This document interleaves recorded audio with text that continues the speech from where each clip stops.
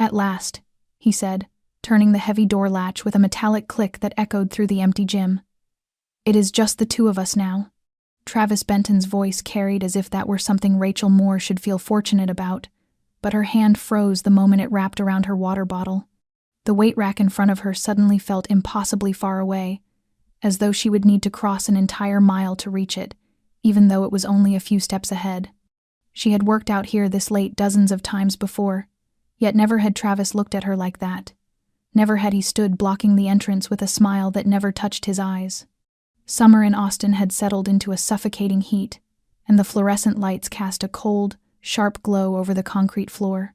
Rachel blinked, her sweat not yet dry from her workout, but the dampness now running down her spine had nothing to do with exercise. Travis stepped closer, and his gaze no longer held the friendly guidance of a trainer, but carried instead the forced warmth of someone determined to take what he believed was owed.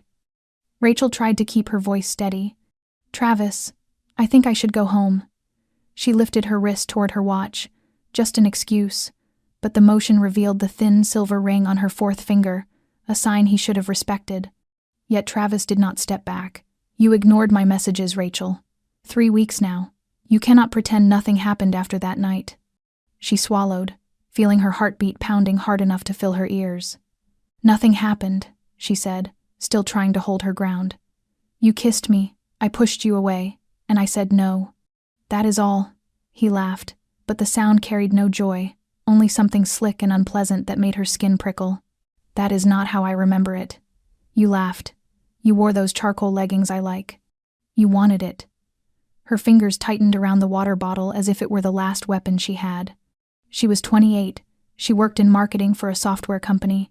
She had stood on stages in front of hundreds of people presenting products, argued with major partners across conference tables.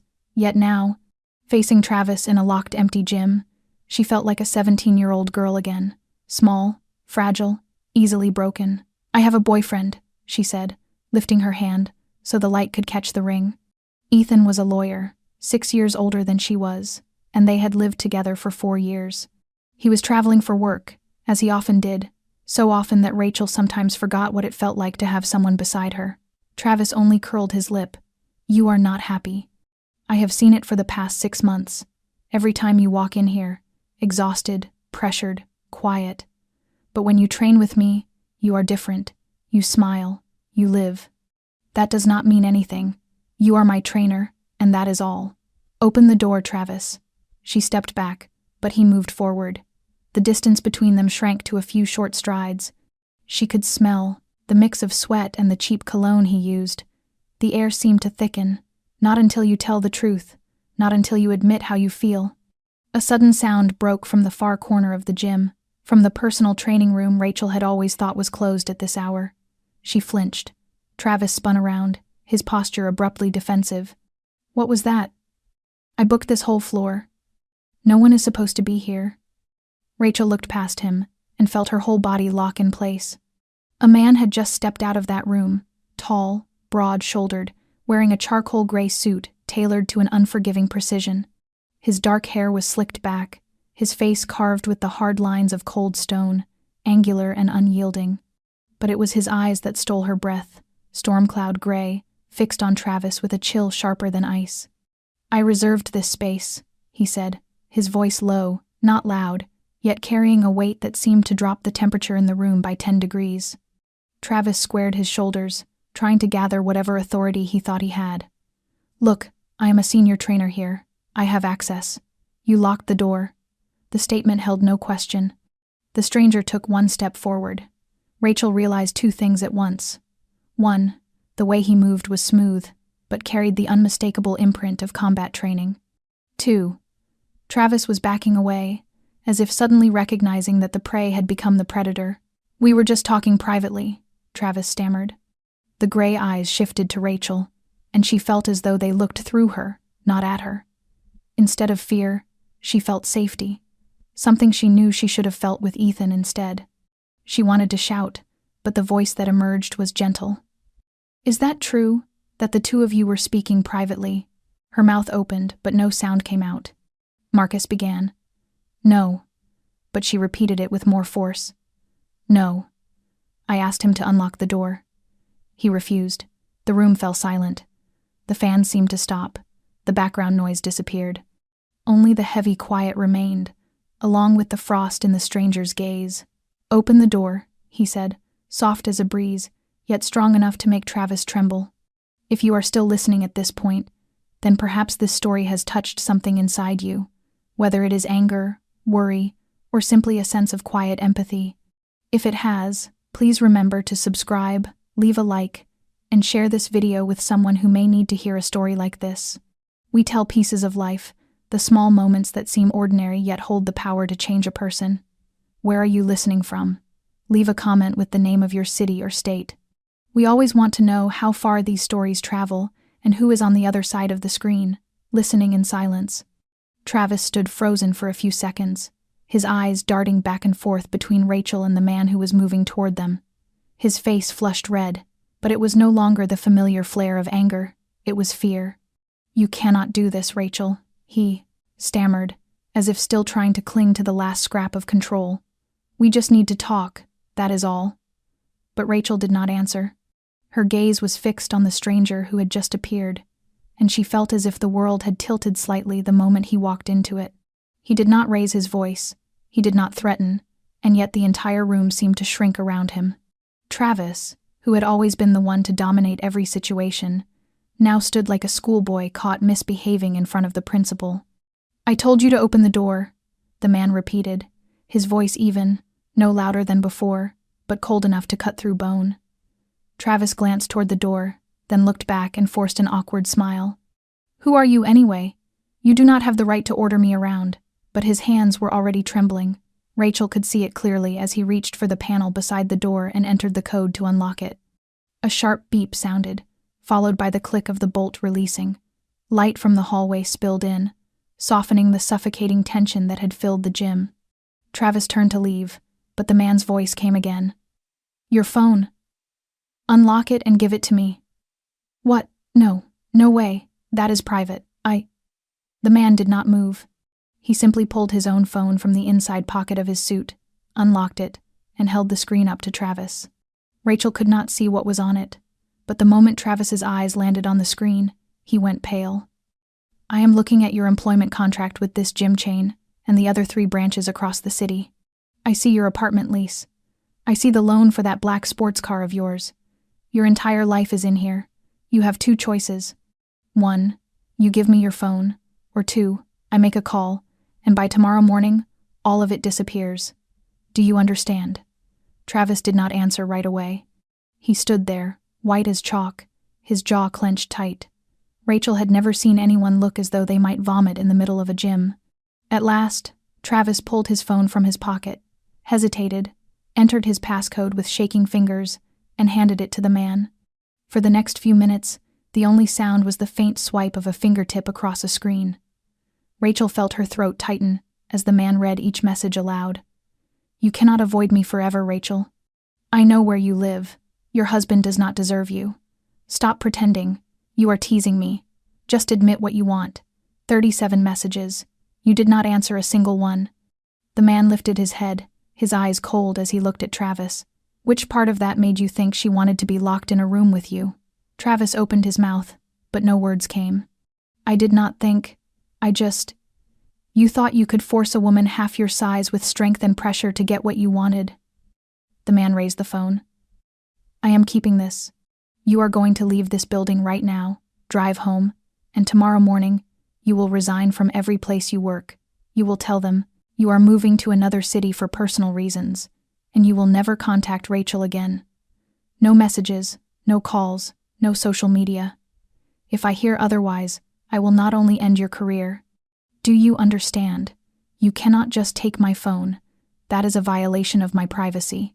The man stepped closer, lowered his head, and whispered something into Travis's ear that Rachel could not hear. But the effect was unmistakable. Travis jerked back as if slapped. He turned, stumbled toward the doorway, nearly tripping as he crossed the threshold, and disappeared into the hallway. His hurried footsteps echoed down the emergency stairwell until they faded into silence. Rachel realized she was still gripping the edge of the weight bench beside her. She let go, her fingers pale from tension. The man turned back to her, Now that she faced him directly, she noticed his face was not only cold, it was seasoned. Beneath the sharp line of his jaw were faint scars, enough to understand he was no stranger to violence. But those storm-gray eyes, when they landed on her, were different. No longer icy, but filled with a controlled concern. "Are you all right?" The question was gentle, as if he were asking whether she needed more water, but it made her chest crack open. She nodded, unsure whether her voice would come out steady. "Did he hurt you before tonight? I mean, he kissed me 3 weeks ago after a workout."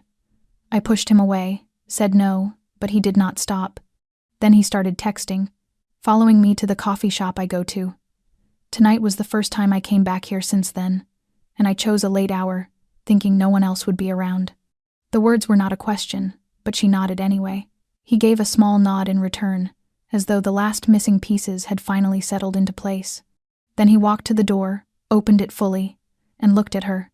"You should go home. Your car is in the basement garage." She nodded, but there was still a question hanging in the air. "Who are you? Why did you help me? And how did you make Travis look like he was about to pass out with just a few sentences?" He paused, then turned back to her. "I will walk you down. We will make sure he is really gone." She picked up her gym bag, her hand still unsteady, but her legs beginning to move, and as she stepped past him, she found herself whispering, "Thank you. I do not know what would have happened if you had not been there." His eyes darkened.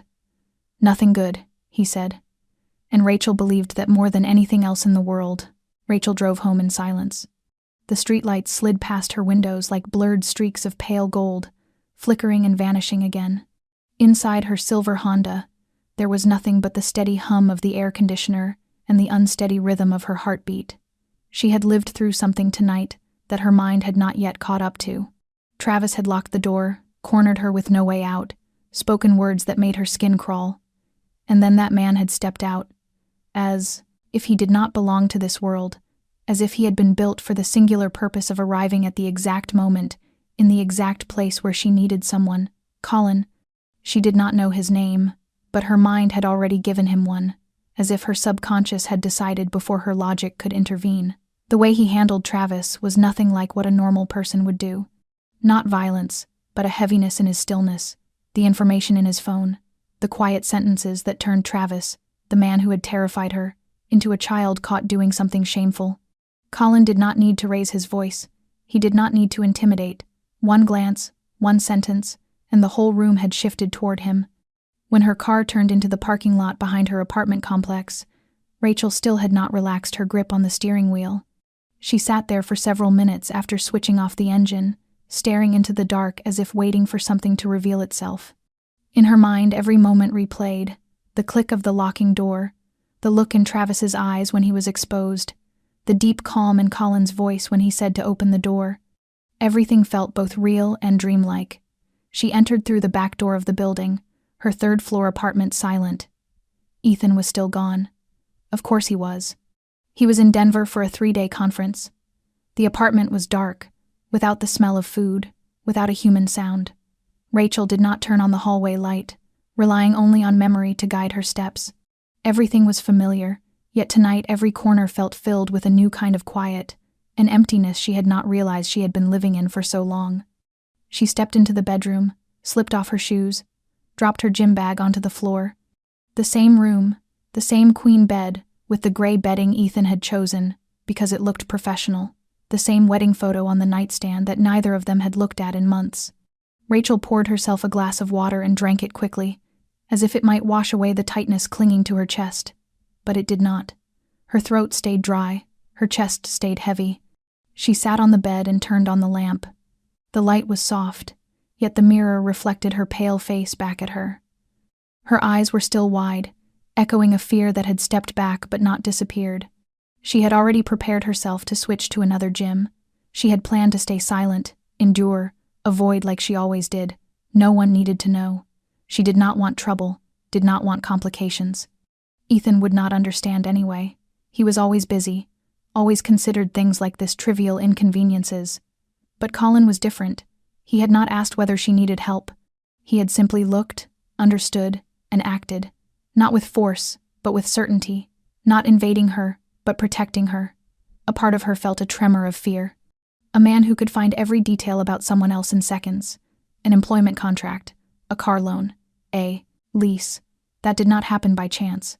That was power, control rooted in a world she did not know.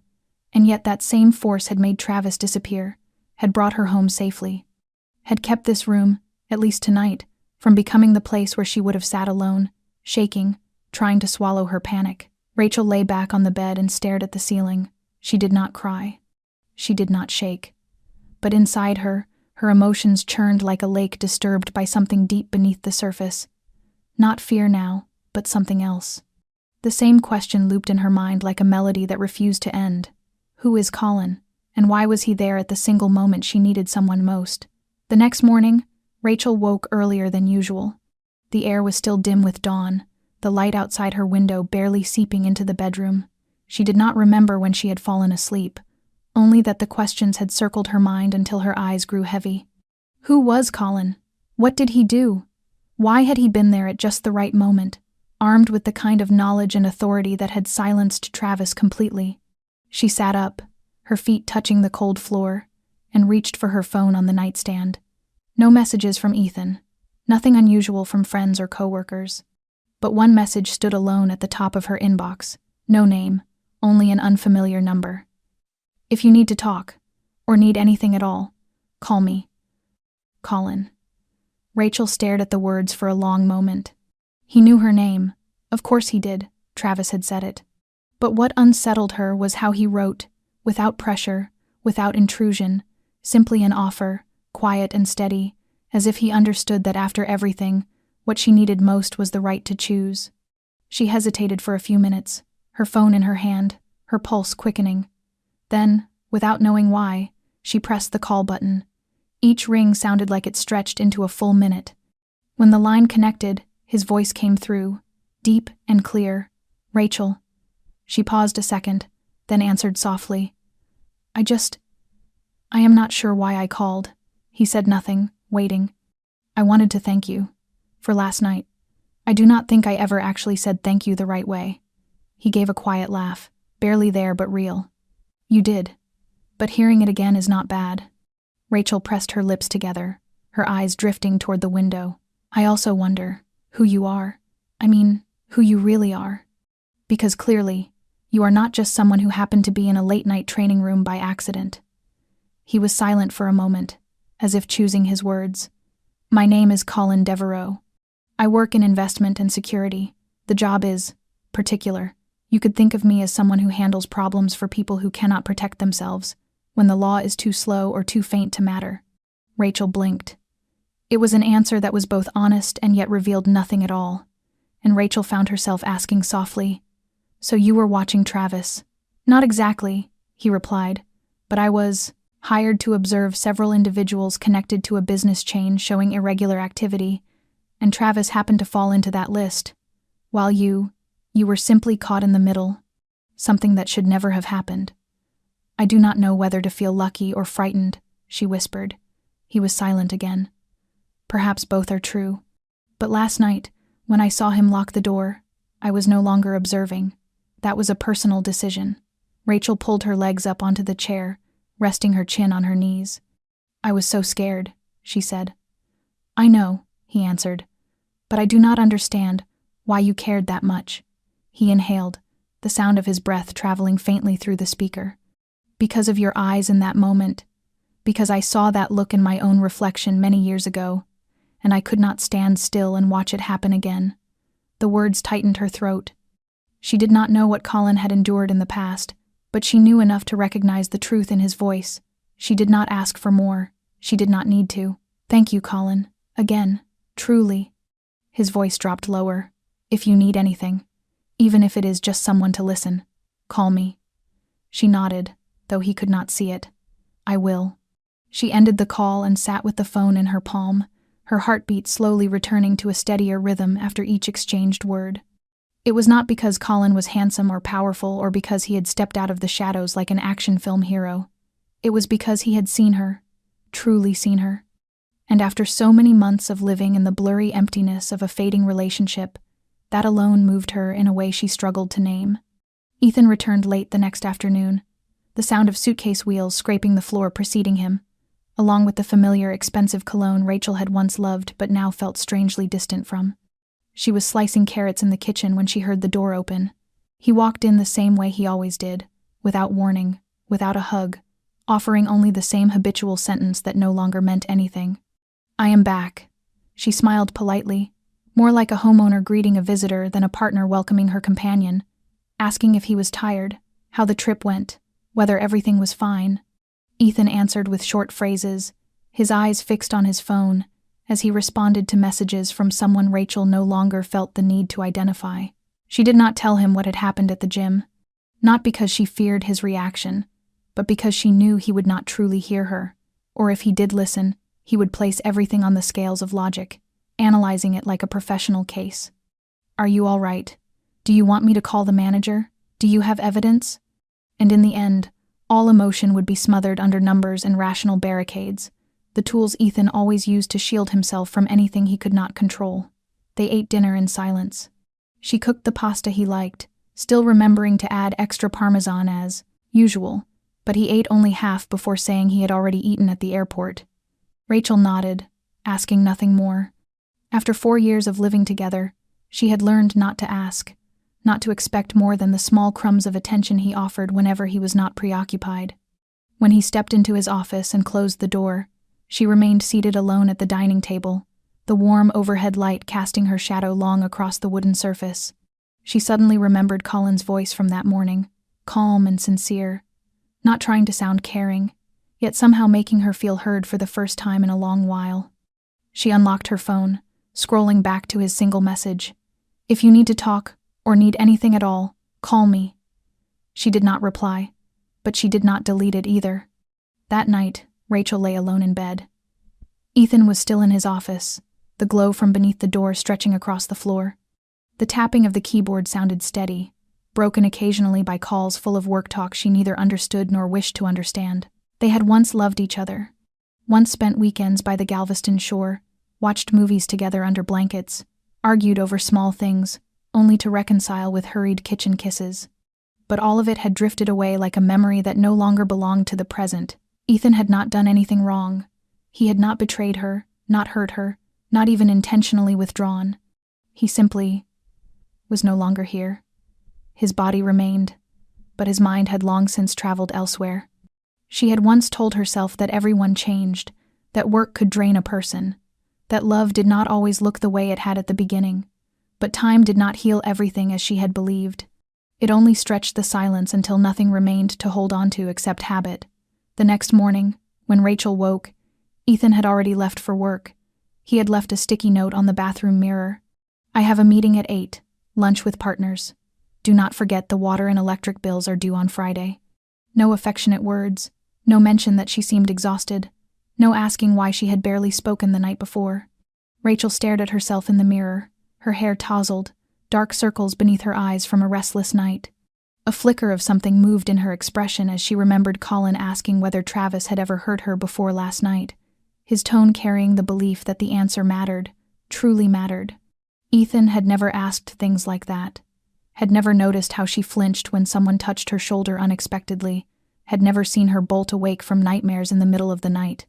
She splashed cold water on her face, the sensation running across her skin as though reviving a part of her that had slept far too long. She could not keep living like this. Not because of Colin, not because of Travis, but because of herself. A woman who once believed she was strong was now dissolving piece by piece, inside the silence of an invisible relationship. She dressed, grabbed her bag, and stepped out the door. No plan, no idea where she would go. But for the first time in many months, her footsteps did not feel heavy, and somewhere inside her, a quiet voice was finally growing louder. "I deserve more than this." Rachel parked in front of the small cafe on the corner of South Congress, the one she used to frequent before everything inside her turned numb. The cafe was not large, but the tall windows and warm golden light spilling onto the cool early autumn morning made it feel like a gentle invitation. She had not thought much while driving there, only that her body needed somewhere other than the apartment walls and Ethan's chilly notes on the mirror. She pushed open the door, the familiar bell chiming overhead. The smell of coffee mingled with waffles and vanilla wrapped around her, loosening something inside her chest.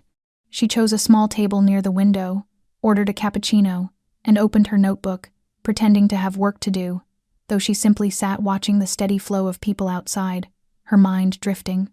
She expected nothing, was waiting for nothing, until the door opened again and a voice spoke behind her.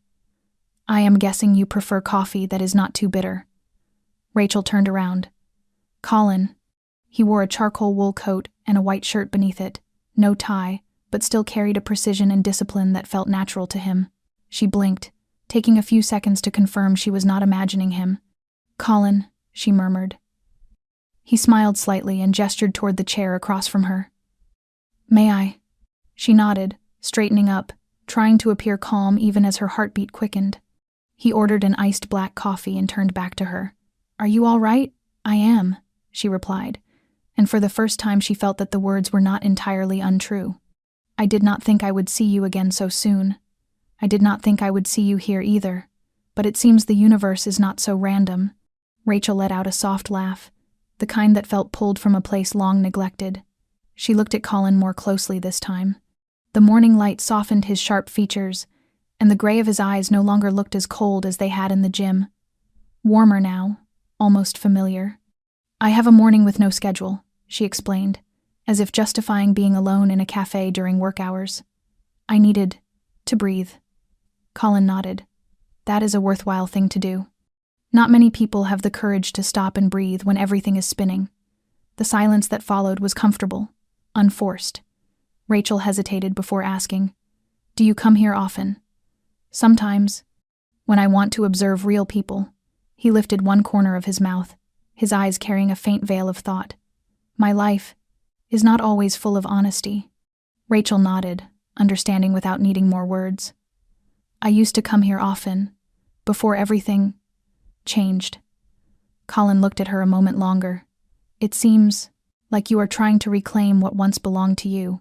She did not answer, only lowered her eyes to the steaming cup in her hands. "I do not know where to start. I do not know if it is too late to find it again." "It is never too late," Colin said, his voice soft as breath but solid as stone. The words settled inside her like an unasked-for promise. When they stepped out of the cafe, the sun was climbing higher, its warm gold spilling over the stone sidewalks.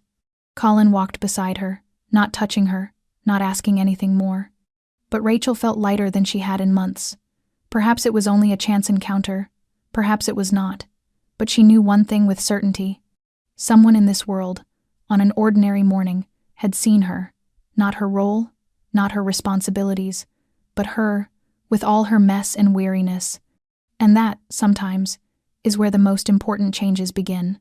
2 days later, Rachel received a message from Colin in the late afternoon, just as the last light of the day began turning gold through her office window.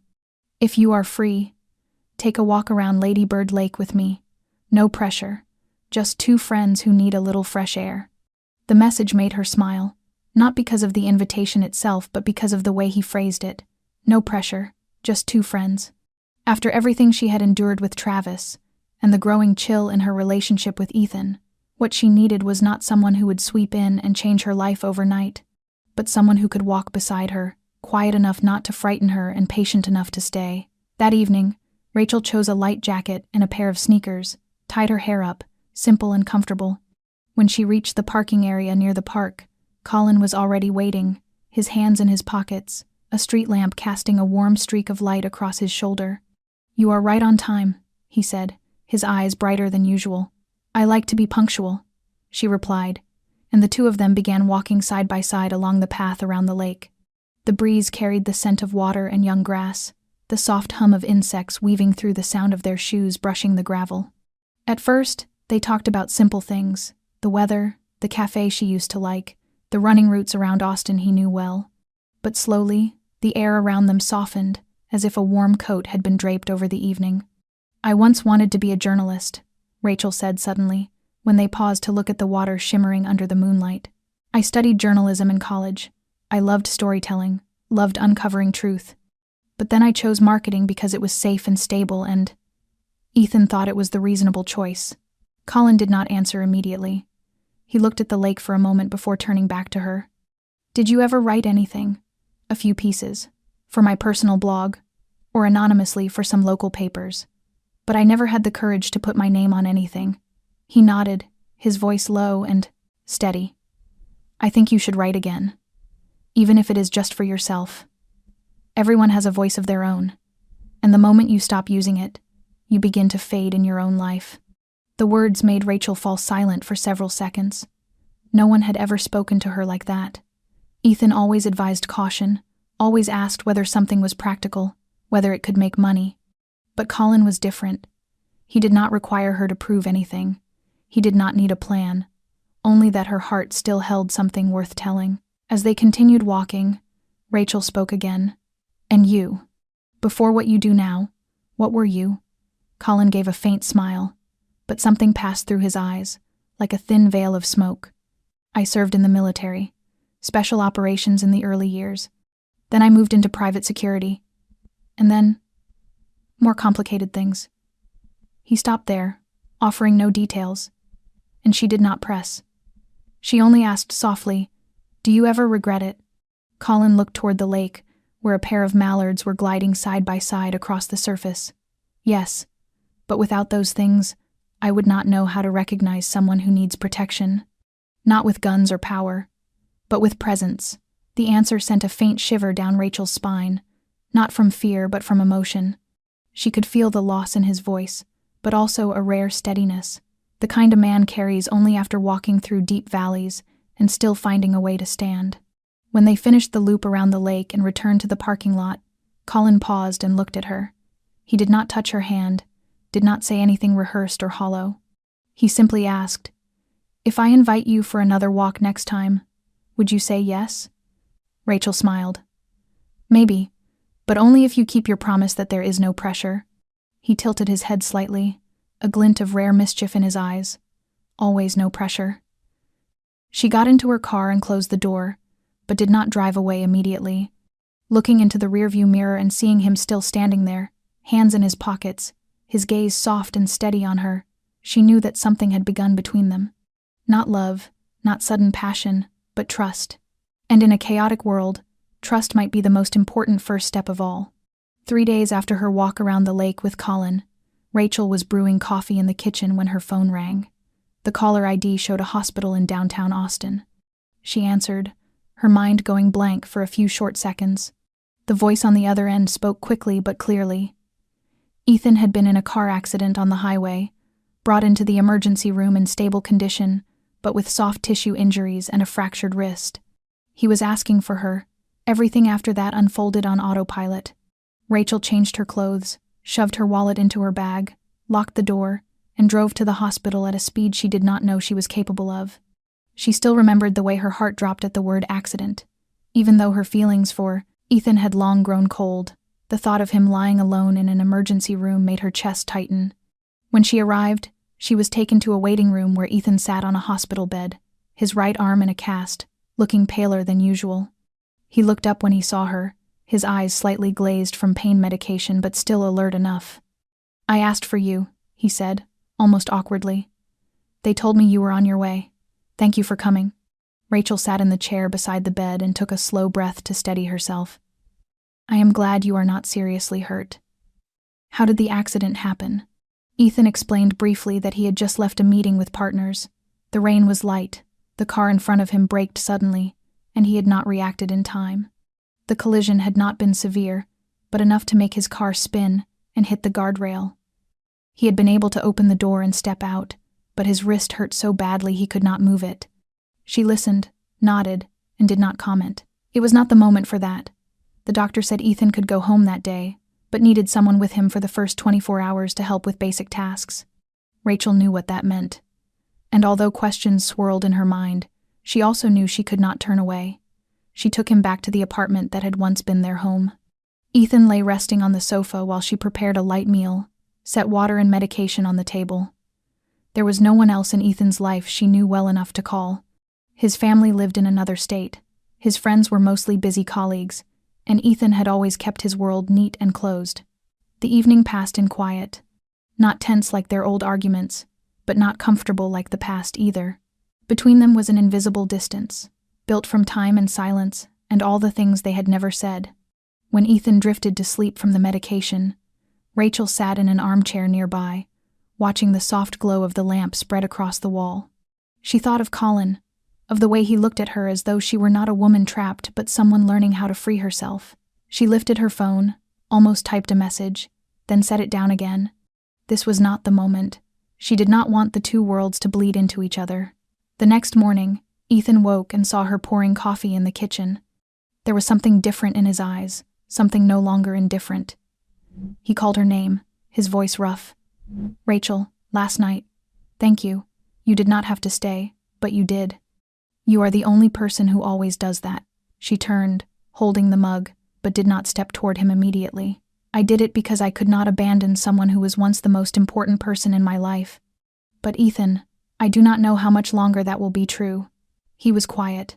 No reaction, no argument, only looking at her as if he finally understood she was telling the truth. Rachel stepped closer and set the cup beside the bed. "You will be all right. But I think, when you are better, we need to talk. A real conversation." Ethan did not answer. But in his eyes, there was something that looked like acceptance.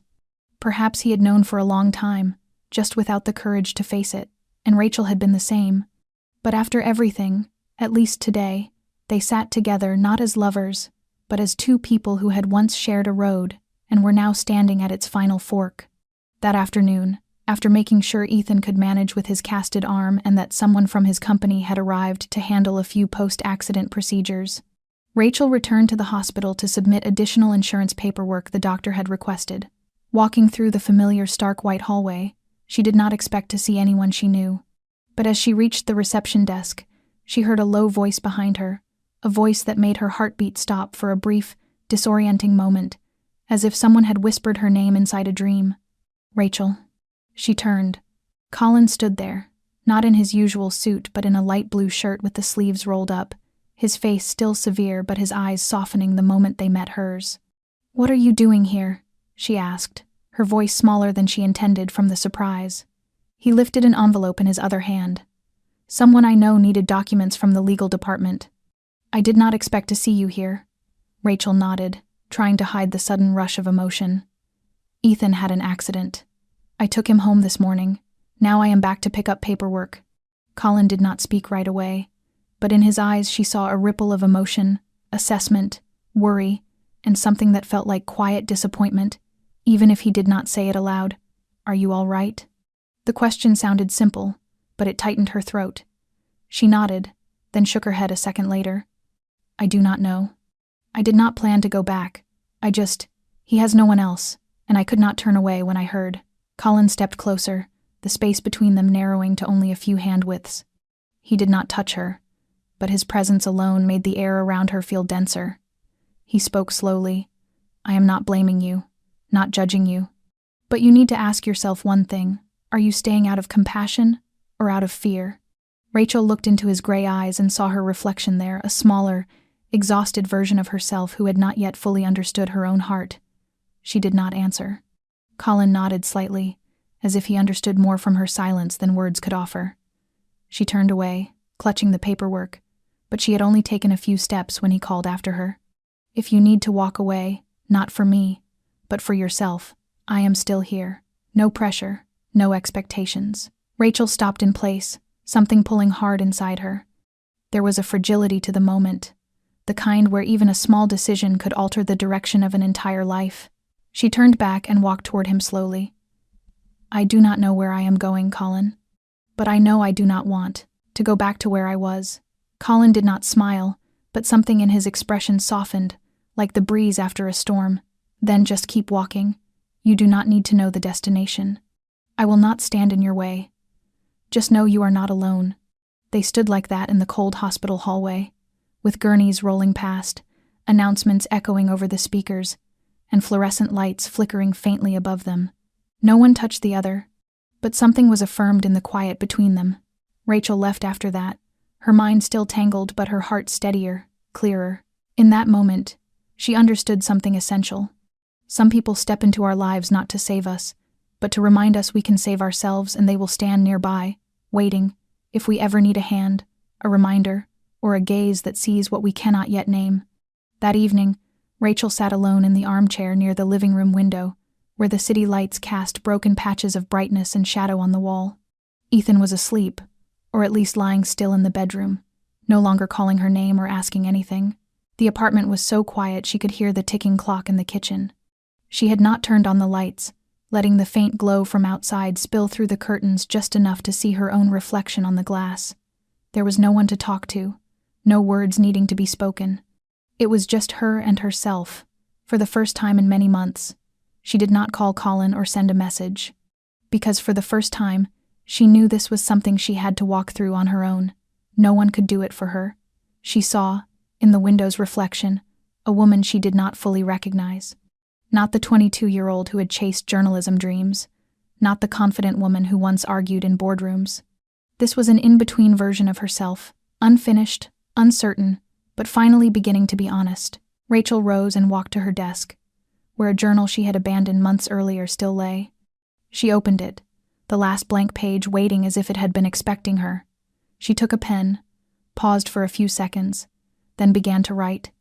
Not an article, not a letter to anyone, but a confession addressed to herself. I am tired. I am lost. I have spent months pretending everything was fine, pretending silence meant safety. But it is a silence that has been killing pieces of me. Ethan is not a bad man, but he is no longer a place I can return to, and I cannot keep being the woman who waits for someone to notice her loneliness. Colin showed me something different. Not rushed love, but a look that reminded me who I used to be. I do not want to depend on anyone to be myself, but I cannot go back to the old version of me either. I want to change. I am afraid, but I want to. She stopped writing and drew a long breath. The air in the room felt heavier, yet also lighter, as if telling the truth had lifted part of the weight she had carried for too long. She closed the journal, walked into the beaded kitchen, poured a glass of water, and looked around the apartment that had once been a home. Every corner held memories, but also endurance. She did not hate the place, but she knew she could not stay forever. Back in the living room, she picked up her phone this time without hesitation. She did not call Colin. Instead, she opened a short-term rental website and began looking for smaller, quieter places where she could begin again, not as Ethan's partner, but simply as Rachel Moore, a woman learning to live honestly with her own feelings and dreams. The next morning, when Ethan stepped out of the bedroom with his arm in a cast, Rachel had already prepared breakfast. She poured him a cup of coffee, set it in front of him as she always had, but this time she sat across from him, her gaze steady. I need to talk. He nodded, as if he had been waiting for this moment for a long time. There was no argument, no defensiveness. She spoke clearly, gently, and truthfully. I will move out within the next week. I need space for myself. I need to find what I left behind. He did not respond right away, only lowered his head, his shoulders sinking as though he had known the truth long before she said it. She felt no regret, no relief, only certainty. And sometimes certainty does not come with pleasant emotion, but it is the necessary step toward returning to oneself. When she walked out of the apartment that morning, the sunlight fell across her hair, and Rachel knew her real journey was only beginning. But this time, she would be the one holding the wheel. 1 week after Rachel moved out of the old apartment, she agreed to meet Colin. Not a chance encounter at a cafe, not a directionless walk around the lake, but a real date. One in which they both understood they were choosing to step into something more than coincidence. Colin arrived at 6 in the evening, his quiet black car stopping in front of Rachel's newly rented apartment. She stepped outside in a soft blue dress that hugged her figure lightly, her hair down and simple, nothing elaborate, but her eyes bright and steady. He opened the car door for her, said little, and only looked at her in a way that made her heartbeat slow for a moment. On the way to the restaurant, they talked about small things. An old bookstore near her neighborhood, the new ramen place, Colin insisted would never outdo the Japanese shop run by an elderly woman near the bus station. She laughed, realizing she laughed more easily now than she had in a long time. The restaurant he chose was not extravagant but warm, with soft golden lighting, wooden tables, and gentle jazz swirling like a soundtrack for comfortable silences. They ordered Italian dishes, red wine, and shared panna cotta for dessert. Their conversation flowed without effort. Rachel told him about the essay she was drafting for a personal blog, an essay about silence inside relationships, and the way it can wear a person down without anyone noticing. Colin listened, without interrupting, sometimes nodding, sometimes simply watching her with a gaze that made her feel stronger, as if her words carried weight. When the dessert arrived, he asked in a voice as light as a passing breeze, "Have you ever felt like you were living someone else's life?" Rachel held his eyes for a moment before answering softly. "I lived like that for nearly 5 years, and only recently realized I have the right to step out of it." He smiled, not from amusement but understanding. He raised his glass. "To you, for stepping out, for beginning again." She touched her glass to his, and in that moment something unnamed became clear. After dinner, they did not rush home.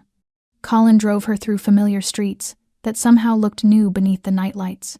They stopped on a small bridge over a branch of the Colorado River, where the water lay still and the sky was scattered with stars. They stood side by side, their hands not touching, yet every breath and every glance felt like a quiet thread connecting them. "I used to think that after being hurt, feelings would always be cautious and hard to trust again," Rachel murmured, watching the light ripple on the water. Colin answered without haste. "I do not want you to trust me right away. Just know I am here, not to fill a void, but to walk with you if you want me to." She turned to him, her eyes no longer unsure but accepting. She did not reply in words. She simply leaned her head lightly against his shoulder, nothing overly intimate, but enough. That lean was the first release of her defenses, the unspoken yes, and Colin, quietly resting his hand on her back, understood. In that moment, beneath the gentle Austin night and the river breeze, Rachel felt for the first time in years that her heart did not need to strain to keep her upright. It could soften, because beside her stood a man who did not demand strength from her, did not try to fix her, did not rearrange her into someone else. He was simply there, steady as fire kept alive in quiet hands. And so their first date did not end with a kiss, but with the most peaceful silence she had ever known. Rachel did not tell Ethan about Colin. She did not hide it either. She simply saw no reason to share something that had not fully formed, especially with a man she had already walked away from. But Austin was not a vast city, and coincidence was sometimes more ruthless than choice. One Saturday afternoon, when Rachel and Colin stepped out of a downtown cafe, the soft sunlight falling across her hair and laughter still lingering in her eyes from the story she had just told, Ethan appeared from the corner of the opposite street. He froze. The coffee cup in his hand stopped midair. Rachel did not notice immediately, but Colin did. His gaze shifted slowly from her to the man crossing the street, then softened like the surface of a lake before a coming ripple. Rachel followed his eyes, and the world seemed to pause. Ethan stood there in a white dress, shirt and gray slacks, staring at them without blinking. Rachel felt her stomach tighten. She stepped forward, ready to speak, but Ethan's voice cut through, first, controlled, low. "You moved out less than 2 weeks ago, and now you are hand in hand with some stranger." Colin said nothing. Rachel stepped forward again, speaking with as much calm as she could muster. "He is not a stranger. I knew him before you and I ended, and we are over, Ethan." He tightened his grip on the cup until the coffee spilled beneath the lid. "Over. You left without an apology, without once asking how I felt, and now you stand here like you are the victim." Rachel stiffened. "I am not the victim, and you are not the abandoned one. We let our relationship die a long time ago. I was just the first to say it." Ethan looked at Colin again, then back at her. "So this is the real reason. Him." Rachel exhaled, containing the emotions pressing upward. "No, I left because I lost myself. Colin only appeared while I was trying to find my way back. He did not pull me from you. I walked away on my own." Colin remained silent, offering no interruptions. Rachel felt his steadiness beside her like a wall keeping the wind at bay. Ethan looked between them, and now his eyes were not only angry but wounded, confused. "So this is all that remains.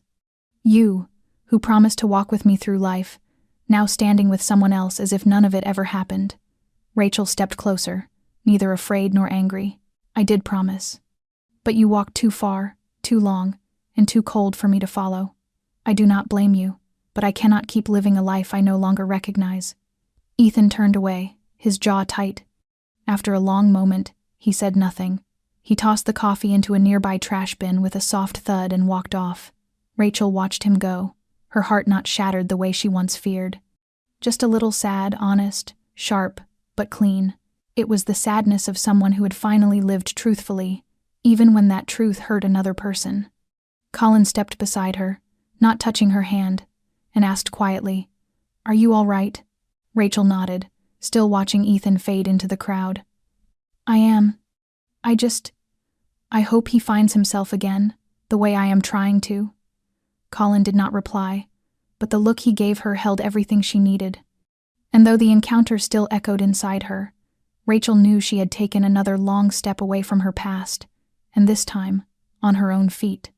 The next morning, Rachel woke earlier than usual. The first light of day slipped through the thin curtains, touching the stacks of books she had not yet arranged in her new small apartment. She brewed coffee, sat at the wooden chair by the window, and opened her laptop. No hesitation, no later. She opened old email folders, still tied to joint accounts with Ethan, leases, insurance, bank cards, and one by one, she removed her name from everything that linked her to him. It was more than paperwork. It was a quiet ritual she needed to finally close a chapter.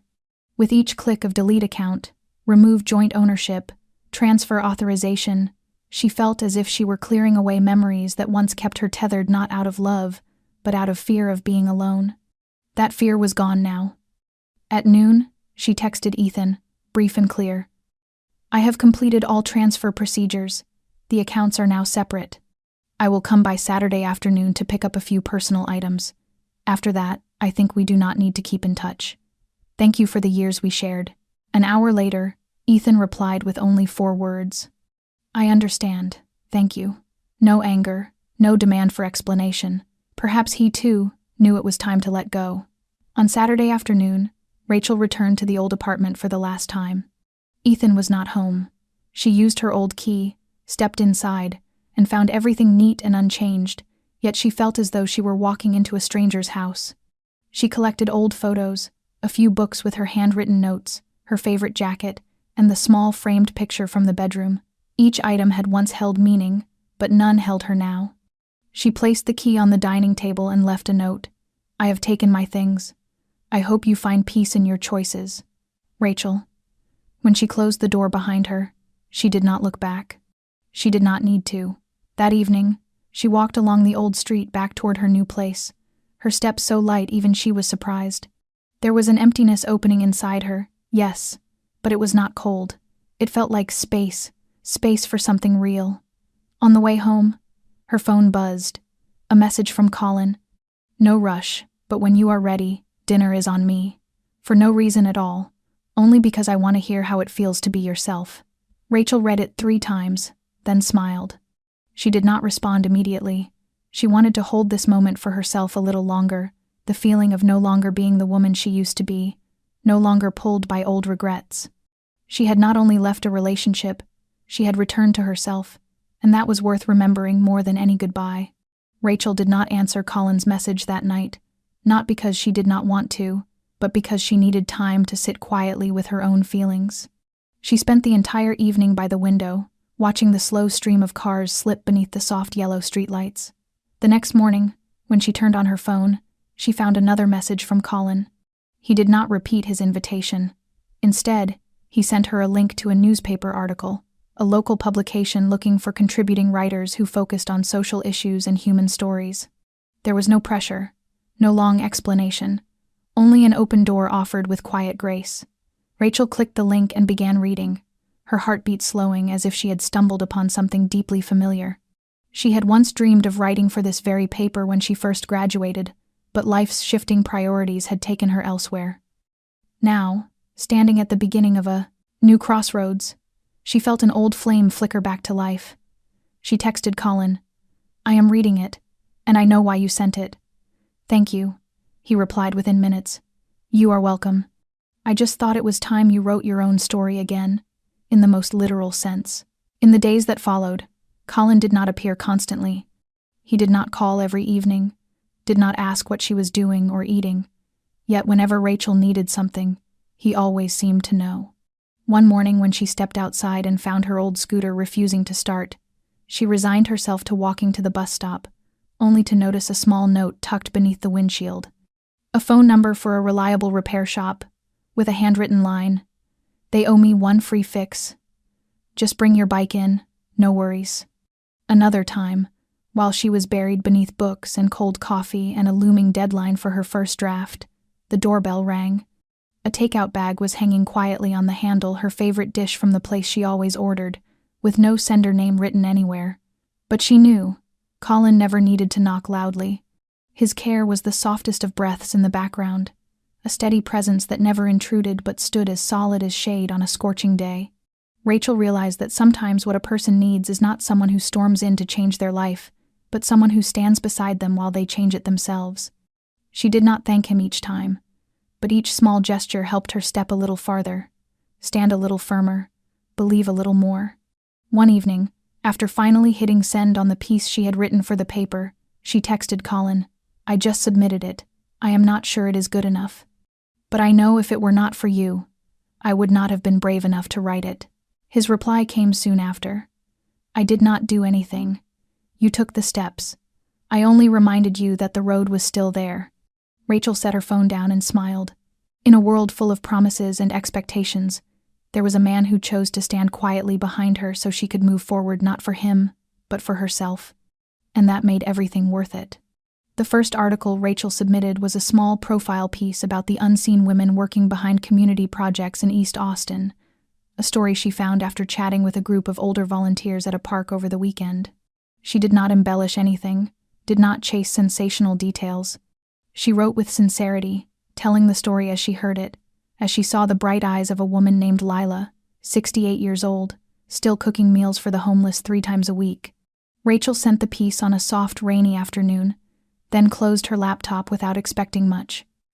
But 2 days later, she received an email from the editor. They wanted to publish it, with very few edits. They said her writing carried something that made readers feel the truth, and in a world overflowing with information, that was what they needed. Rachel read that email 3 times, then broke down in tears. Not out of simple joy, but because for the first time in years, she felt a lost part of herself being called back by its true name. The part that believed her voice, however small, could still mean something. She began writing more, first small articles, then short feature series. She spent time in cafes, libraries, parks, listening to everyday conversations, talking with ordinary people, and finding threads of meaning where no one thought to look. Her pieces soon appeared regularly in the Real People, Real Stories section, and readers began to remember the name Rachel Moore as a quiet, thoughtful voice. Colin was always the first to message after each publication. His notes were never empty flattery, but grounded reactions. The story about the lemonade girl made me think of my mother. The one about the gatekeeper made me want to talk to the building security guy next time. Rachel saved every one of them, as if they formed an invisible notebook of the man who always stood behind her. Sometimes, when she finished a piece, she would glance at the chair beside her where Colin often sat reading or working silently, and she would say softly, "I feel more like myself now." He would look up, smile, his eyes warm like kitchen light at night. His support never made her feel dependent. It was a foundation, a quiet trust that gave her courage to push forward. No one urged her to be extraordinary, but for the first time in a long while, Rachel no longer avoided her own gaze in the mirror. She saw a woman doing what she loved, writing with her heart, living by instinct, choosing to move forward even with doubts lingering. One evening, while revising a draft for a small investigative piece on lax management at a temporary shelter, Rachel stopped typing and looked out her window. The city was still alive outside, its lights beating like pulses.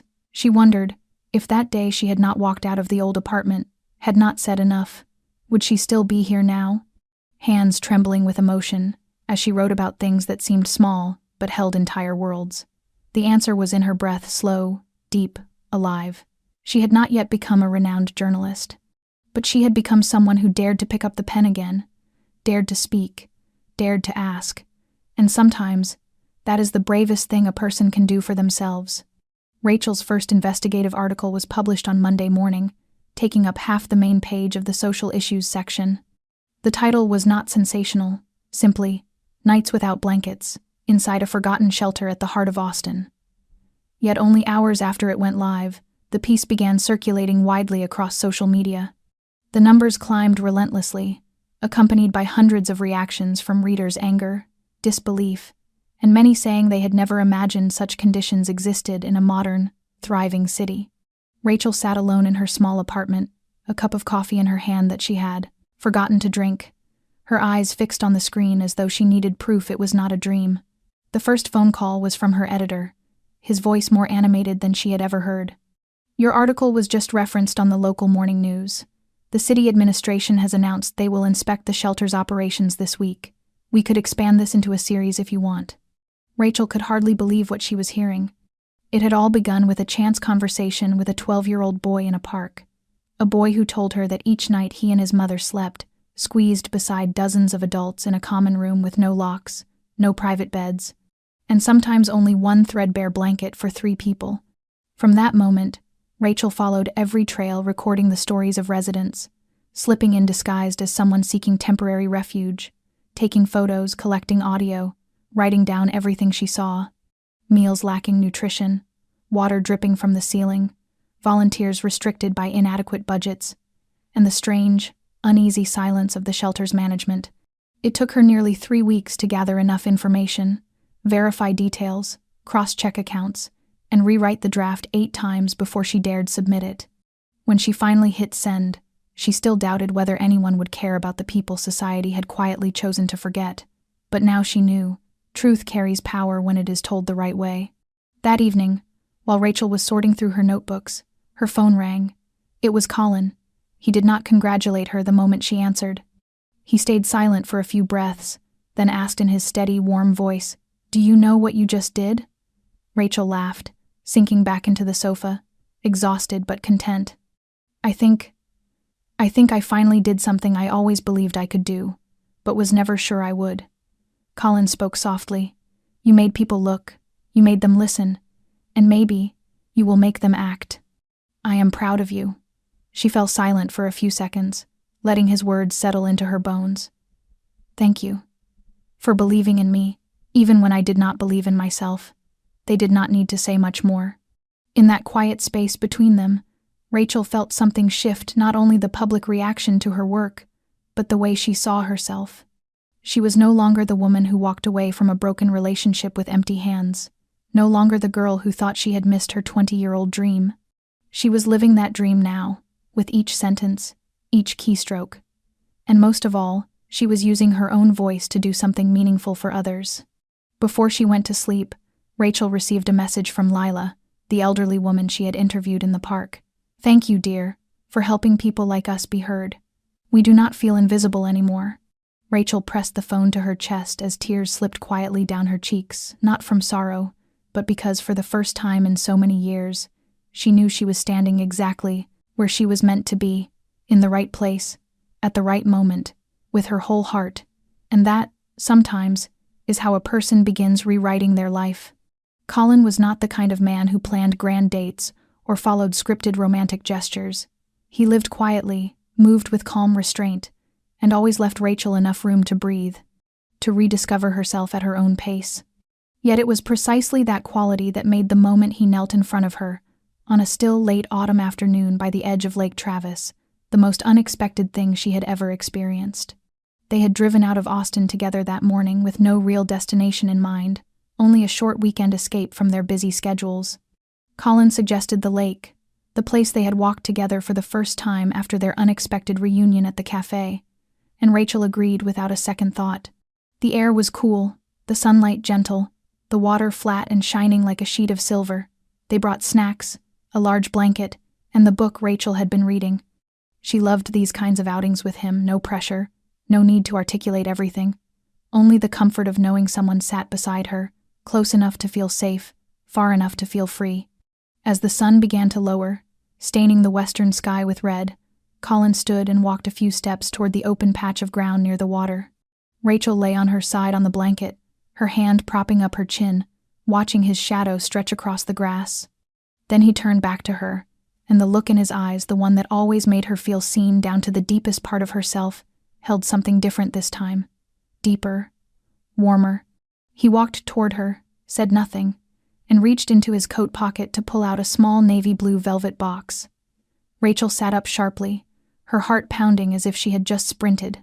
Colin knelt, his hands steady as always, but his voice soft enough that only she could hear it.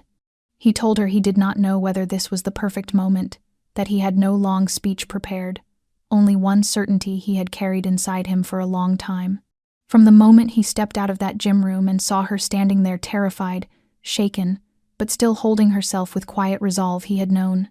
If there was ever a woman he wanted to walk beside for the rest of his life, it was her. He said he did not want to bind her, did not want to clip her wings.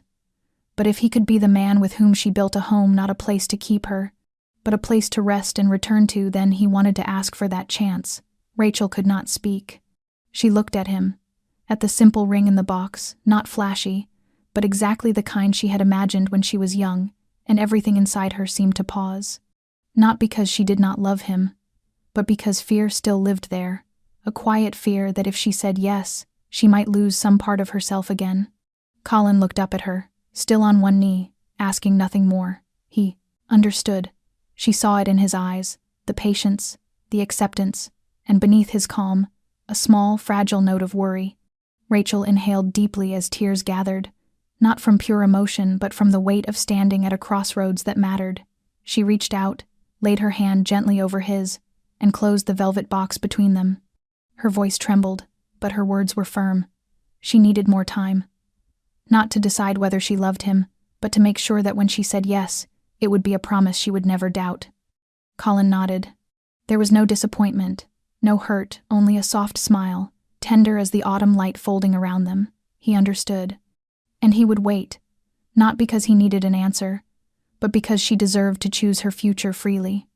Rachel wrapped her arms around him, and without either of them speaking another word, she felt the truth settle inside her.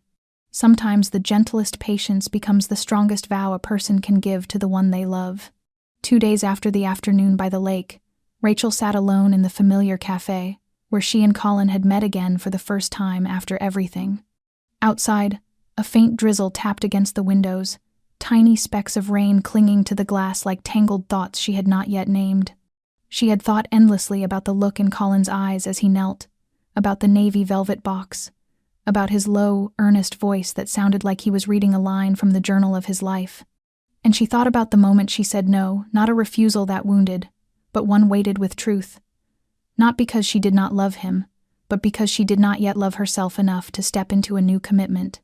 She remembered the years with Ethan, years in which each day had been a quiet compromise with herself, when she believed holding a relationship together at any cost was what love meant. But now she understood that real love does not require the sacrifice of one's own identity. It must be a place where two people grow, remain free, and walk toward their own light. Rachel pulled a small notebook from her bag, opened to a blank page, and began to write not an article, not a letter, but the words she needed to speak to herself. She wrote that she was on a journey back to herself, and such a journey could not be rushed, could not detour simply because someone reached out at the right moment. No matter how wonderful he might be, if she did not stand firmly on her own feet, she would lose herself again. Her throat tightened at that line. Not from regret, but from recognizing the long distance she had traveled to be able to tell herself the truth. That afternoon, Rachel texted Colin not to meet, not to talk on the phone, but with an honest message. She told him she knew she had left him waiting, and she thanked him for accepting her silence over the past 2 days. Then she told him clearly. She was not ready to marry, not with him, not with anyone. She needed time for herself, time to know who she was when she was not someone's partner, when she did not write for approval, when she was no longer trying to please anyone except herself. His reply came not long after. "Thank you for telling me the truth," he wrote. "I am still here, not as someone waiting for a yes, but as someone who respects your journey. If someday you return, and I am still at the starting line, then good. And if not, then I will still have been a man who loved you in the way you deserve to be loved." Rachel held her phone, her eyes stinging. She did not know if they would still belong to each other in the future, but she knew that right now, she was doing the right thing for them both. That night, she booked a solo trip to Northern California, to the dense pine forests and quiet trails leading to small towns where no one knew her name. She would spend the next 3 months living slowly, writing for herself, and listening to herself, truly listening, not running, not delaying, but facing and beginning. Because sometimes, to be ready for real love, a person must first learn how to live fully on their own.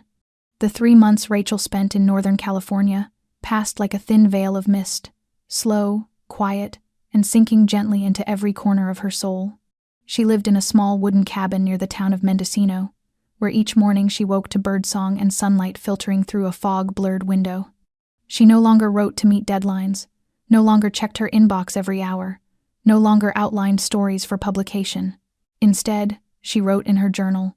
She wrote about dreams she had long forgotten, about fragments of childhood memories she had never shared with anyone, and about Colin not as an unfinished relationship, but as a presence both deep and steady, like the forest floor beneath her feet every time she climbed the rocky trails.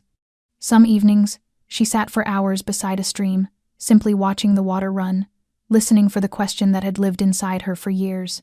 Who am I when I am no longer tied to anyone else? And finally, on a morning in early March, when the wind carried the scent of new grass and tiny buds began to open on the branches, she knew the answer had been waiting in her chest all along. She did not need to be perfect to deserve love. She did not need to be ready by someone else's measure. She only needed to be honest with herself, knowing her heart was now wide enough to love someone without losing herself. She returned to Austin on a soft, sunny afternoon, her suitcase light but filled with pages of writing, postcards she had mailed to herself, and a pressed leaf tucked into her notebook, a reminder of the most peaceful moment of her life. The small apartment looked the same, but she was different. Rachel did not call Colin right away. She unpacked, rearranged her shelves, and hung the first photograph she had taken in the forest, a solitary branch rising proud through the morning mist. That night, she sent a message. "I am home." No emoji, no question. Minutes later, her screen lit up. "I am standing outside your door." Rachel ran, her feet instinctively knowing the way. When she opened it, Colin was still the Colin she had left 3 months earlier, rolled sleeves, a gentle smile, eyes that looked at her as though they had not left her for a single heartbeat. They did not speak at first. They simply stood there, taking each other in. Then Rachel stepped forward and wrapped her arms around him, like a piece of music finally reaching the note it had been waiting for. He held her gently, without a single question. It was Rachel who whispered first. "I left to know whether I could live without you, and I learned that I could. But I also learned that I no longer want to." Colin did not answer right away. He pulled back just enough to search her face, making sure what she said came from a place deep and true. When he saw it, his eyes softened like a morning lake. "So this time, you came back to stay." She nodded. "Not to find someone to save me, but to walk forward together. No one behind, no one leading, just side by side, one step at a time." Colin smiled and touched her cheek, his hand light as wind brushing skin after a long winter. "I waited, not because I could not live without you, but because I believed you would return, not to me, but to yourself." Rachel smiled through her tears. And for the first time in her life, she felt both chosen and choosing in the same breath, a love without pressure, without conditions, without fear, only a heart finding the place it finally belonged. Rachel sat by the familiar window in her Austin apartment, holding a warm cup of tea as the late afternoon light settled over her tousled brown hair. Outside, the city moved with its usual restless pace, but inside her was a stillness she had never known before. Not the stillness of loneliness, but the stillness of someone who had weathered storms and reached a quiet harbor. She had once believed happiness arrived only when she became enough, when she measured up, when someone else chose her. But her journey had taught her that real happiness begins the moment you choose yourself. She had once been a woman living in the shadow of a past relationship, a woman who had forgotten her own voice, who had mistaken endurance for kindness. And then one small disruption changed everything, from the night Travis locked the gym door, to the way Colin looked at her as he stepped from the dark, to every gentle message that expected nothing in return. Every walk by the lake, every refusal that hurt no one. Each moment was not only part of a love story, but a series of steps leading her back to herself. When Colin first proposed, she was not ready. She had said no, not because she lacked love, but because she did not yet understand her own name. She chose to leave, to live alone, to write alone, and in the silence of the forest she relearned how to listen to herself. And when she returned, she expected nothing, did not assume he would still be waiting. But Colin was still there, no resentment, no disappointment, simply present, as though he had always known she would come back. Not back to him, but back to the heart that had finally healed. Real love is not a refuge from pain, nor is it salvation. It is companionship. It is when two people truly see one another with all their scars, doubts, and unfinished pieces. And when Rachel whispered to Colin that she had been seen, it was more than a confession of love. It was a declaration of life, the final truth of a journey that taught her the greatest gift is not to be loved, but to be understood and allowed to exist fully as herself. Rachel's story is not only a love story between two people, but a story of healing, of reclaiming the right to say no, of the strength it takes to walk away in order to find the voice inside. And above all, it is a reminder that each of us deserves to be seen, heard, and loved without condition. If this story has touched something inside you, if you have ever felt lost in your own relationship, ever stayed silent when you should have spoken, ever stepped back because you feared you were not enough, then perhaps you are standing at the very place where a new beginning can start. Thank you for listening this far. If this story offered something worth reflecting on, please subscribe, like, and share it with someone who may need to hear it.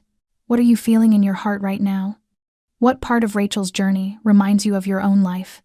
Leave a comment below and share your truth with us.